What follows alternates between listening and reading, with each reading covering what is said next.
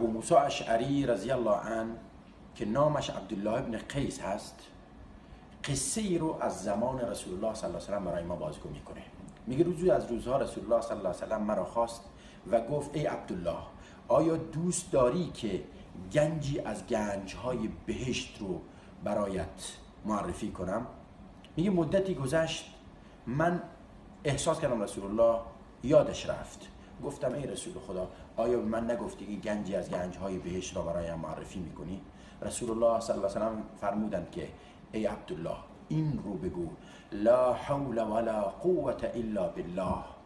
این گنج از گنجهای بهشته، به این معنا که انسان مؤمن در مقابل الله اظهار عجز میکنه و میگه که من در مقابل توی الله هیچ قدرت و چاره و توانی ندارم.